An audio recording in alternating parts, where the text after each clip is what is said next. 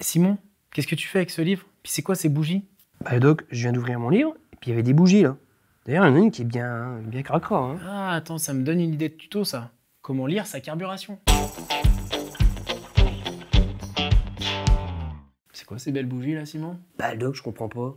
Regarde, ça c'est ta bougie, nickel, et la mienne, carrément encrassée là. Bon, elle craquera celle-ci. Hein. Lorsque vous ferez ce tuto, pensez à vous munir de votre tableau de réglage de carburation qui est donné par le constructeur dans le manuel.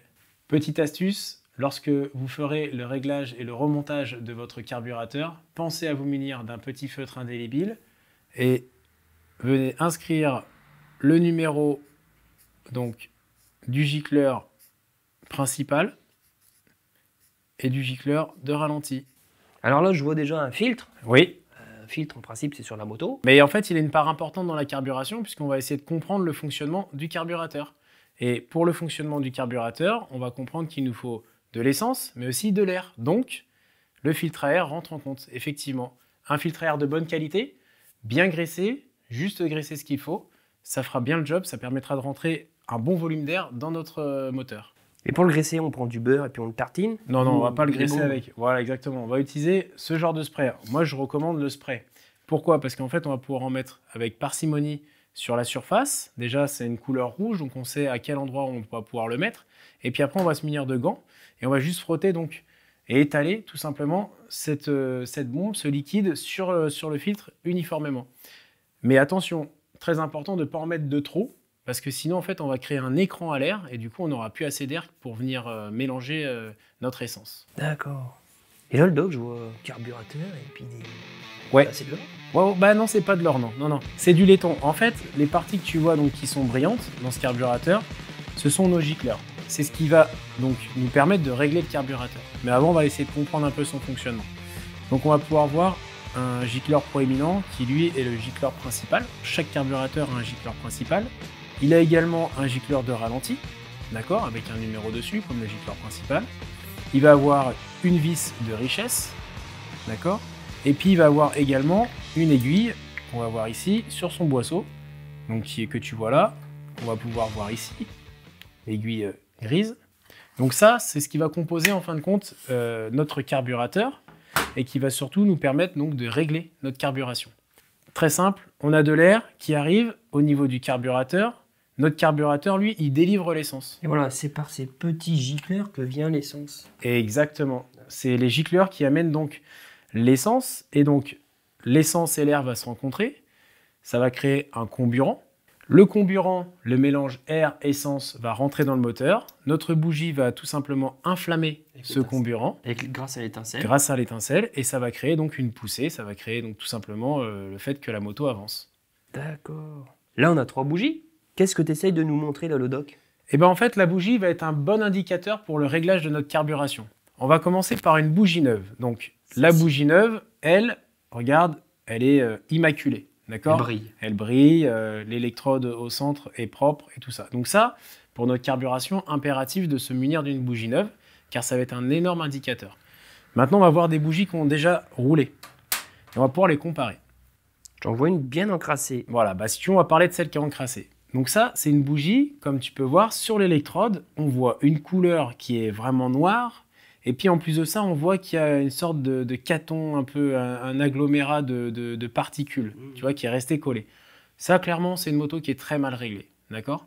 Donc ça, c'est la carburation qui va nécessiter donc d'appauvrir la moto et de régler la moto en conséquence, d'accord? Donc ça, c'est un indicateur très important. Et on va voir cette bougie. Elle, cette bougie, tu vois, c'est démontée donc d'une moto qui est bien réglée. Pourquoi? On voit en fait tout simplement pas d'agglomérat comme sur l'autre, pas de dépôt, et on voit surtout une couleur. On voit la couleur un peu brune. Je sais pas si tu peux la voir, on la voit bien. Hein. Donc cette couleur brune dit que notre mélange air-essence est optimum pour faire fonctionner notre moto. Mais on va pouvoir du coup aussi rencontrer d'autres couleurs sur ces bougies. Une moto trop pauvre, c'est une moto qui aura donc une couleur très blanche, d'accord? Blanc, gris, ça on sait que c'est pauvre. Donc ça peut être pauvre dû au mélange d'air-essence, dû aussi à la qualité de l'essence qu'on va utiliser. A contrario, donc une bougie comme on a vu tout à l'heure avec des dépôts dessus et très noire, ça c'est une moto qui est trop riche. D'accord? Donc là, on va devoir aussi influer sur la qualité du carburant, mais aussi surtout la qualité du comburant, donc le mélange air-essence. Donc c'est sur ça qu'il va falloir qu'on agisse nous. Donc si je résume, la bougie est un bon indicateur pour savoir si la moto est bien réglée ou pas. C'est exact. Exactement. C'est vraiment l'indicateur, on va dire, le meilleur. Et il y a aussi quelque chose qu'on va voir ensemble, comment se référer à un réglage. Parce que les motos, quand elles arrivent, elles ont déjà des gicleurs, mais forcément, c'est un réglage de base. Ça veut dire par là que si j'habite au Pérou, Voilà, en altitude, admettons, ou alors que tu fais le Touquet, on n'est pas du tout au même niveau en termes d'altitude. d'accord. Et il y a aussi quelque chose qui rentre en compte, donc c'est l'altitude, mais également la température extérieure. Donc, pour ça, c'est très simple, on va se référer à un manuel d'atelier. Dans chaque manuel d'atelier de tout constructeur, vous retrouverez un tableau pour le réglage de carburation, qui est un tableau de réglage, on va dire, basique, avec une colonne pour l'altitude et une colonne pour la température.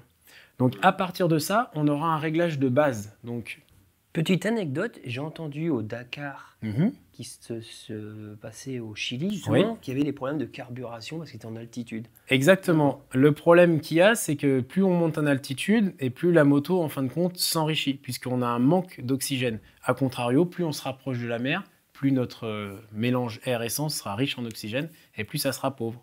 D'accord, très intéressant. Le doc, si je résume, il faut, dans un premier temps, avoir un filtre bien huilé, C'est ça, exactement. bon état. En bon état.